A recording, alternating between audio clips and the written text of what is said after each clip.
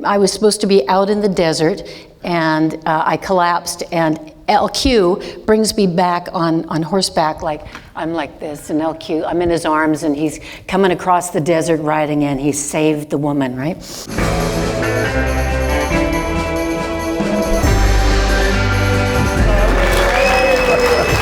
Welcome to A Word on Westerns. Today we have a leading lady of several Westerns.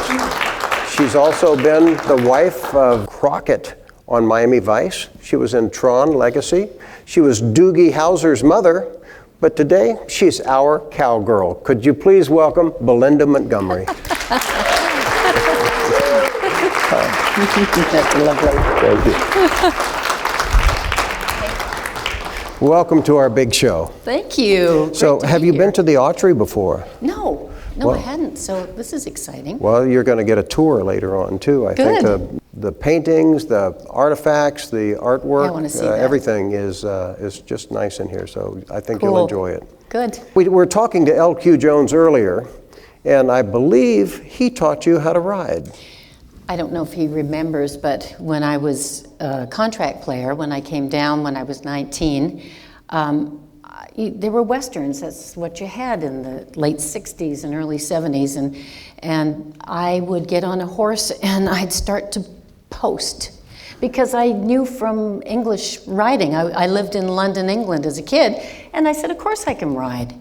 But that was posting, and you can really hurt yourself doing that on a Western saddle.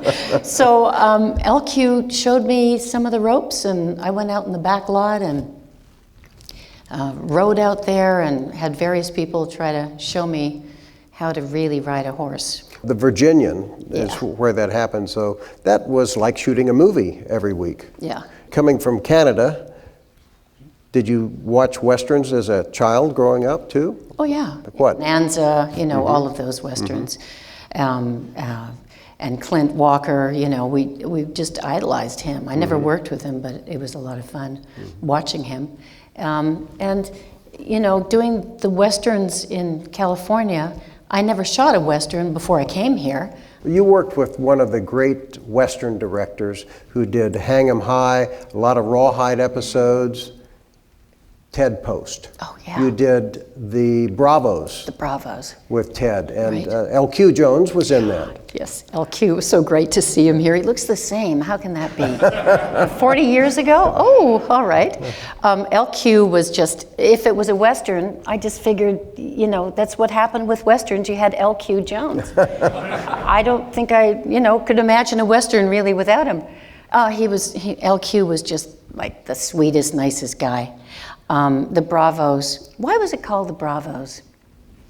It was all about military Sounded stuff. Western. Out in the desert. There was no reference. Nobody said "Bravo" at any point. No. So my husband and I, Jeff and I, were talking. Said, "Why was it called the Bravos?" We looked at it the other night because we hadn't seen it. I hadn't seen it for 40-something years. And Pernell Roberts, that was a different type Pernell, role. Pernell was a baddie. Yeah. And he did that really well. Bo Svenson and... Bo was quite good in that. And yes, George he was Peppard good. was such a terrific presence. Yeah, George was just divine. He was the nicest guy and just a sweetheart. And Barry Brown was in that. He played your husband. He did. And Barry, I always thought Barry Brown was going to be the next Jimmy Stewart. He had that kind of feeling, that kind of presence about him. And then he... Too early. Yes, he left us real early. I was real sorry about that. Was wonderful in that movie with Jeff Bridges, Bad Company. Yes. Oh, that was good. Yes, absolutely. Really terrific actors. I What had was a lot Ted of fun. Post like? Oh, he was a wonderful director. He was kind, and he gave you free rein. Oh, no pun intended.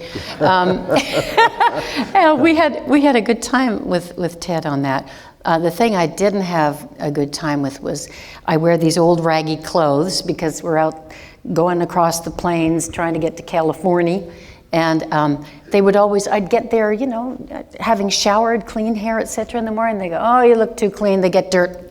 Throw it in my hair. Say, "Oh, your face is a little too clean." They put dirt on my face. My clothes they'd sort of powder me down with, the big powder thing of dirt and dust. And I went, "Oh, this isn't fun."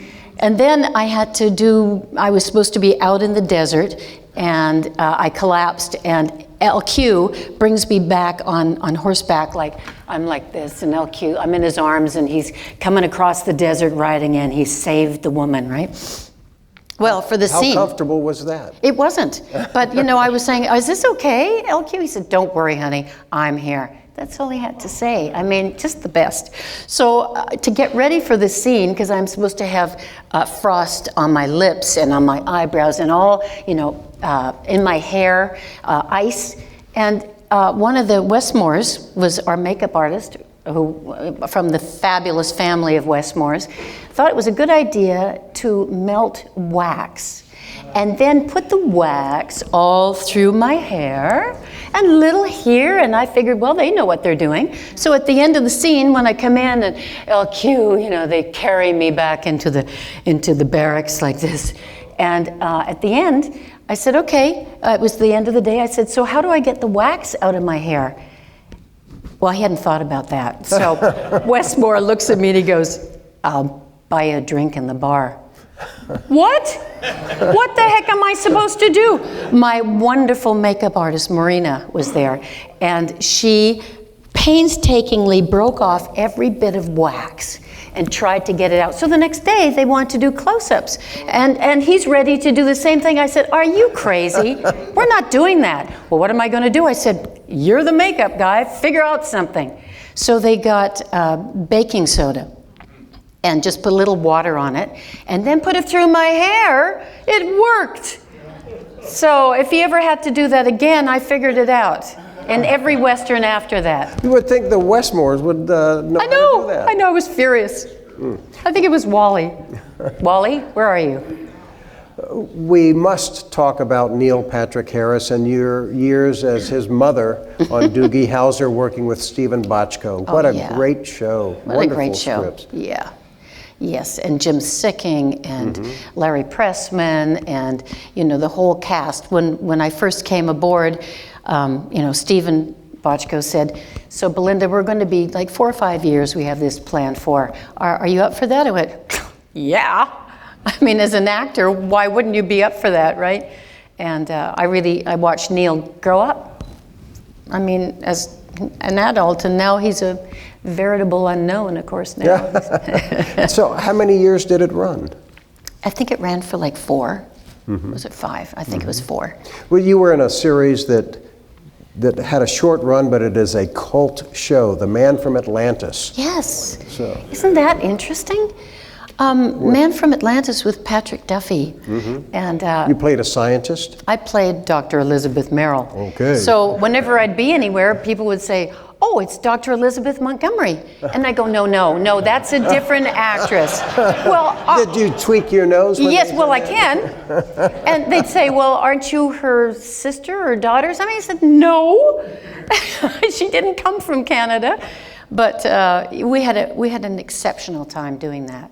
Patty, as I've said before, really paid his dues on that, because they would give him contact lenses that covered his whole eye.